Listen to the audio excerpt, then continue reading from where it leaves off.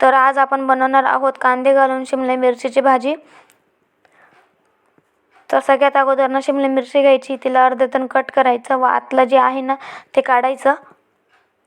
शिमला मिरचीची भाजी जी आहे ना आपण दोन प्रकारे बनवू शकतो, एक म्हणजे कांदे घालून, दुसरी म्हणजे भरलेली शिमला मिरचीची भाजी। जर तुम्हाला भरलेली शिमला मिरचीची भाजीची रेसिपी हवी असेल ना तर मी ती माझ्या यूट्यूब चॅनलवर टाकली आहे, ती नक्की बघा। त्यानंतर ना शिमला मिरचीतला आतला भाग काढला गेल्यानंतर तिला लांब लांब कापून घ्यायची।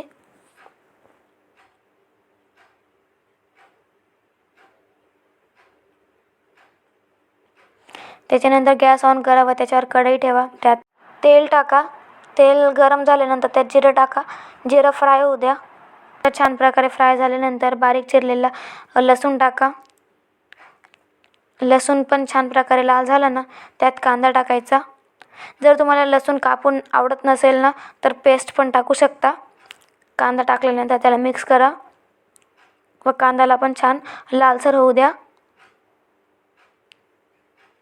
बघू शकता कांदा आपला लालसर तळून झाला आहे।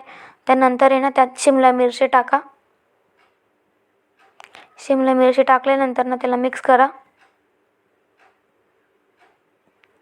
शिमला मिरची ना तेलामध्ये ना 80% शिजून होते। त्यानंतर आहे ना त्यात चटणी टाकायची व हळद टाकायची, धना पावडर टाकायचं। मॅगी मसाला हा ऑप्शनल आहे, नसेल तर चालेल, तुमच्याकडे जोही गरम मसाला असेल तर तुम्ही टाका। त्याच्यानंतर मिक्स केल्यानंतर ना त्यात मीठ टाकायचं, मिक्स करा। त्यानंतर आहे ना पाण्याचा थोडासा तडका मारायचा, म्हणजेच आपली फक्त शिमला मिरची त्याच्यात शिजून होईल एवढंच पाणी टाकायचं, जास्त पाणी नाही टाकायचं। त्याच्यानंतर आपली शिमला मिरची कोरडी झाल्यानंतर ना त्यात कोथिंबीर टाका व नंतर मिक्स करा व गॅस बंद करून द्यायचं। त्यानंतर आपली रेसिपी रेडी आहे, नक्की ट्राय करा व माझ्या चॅनलला सबस्क्राईब करायला विसरू नका।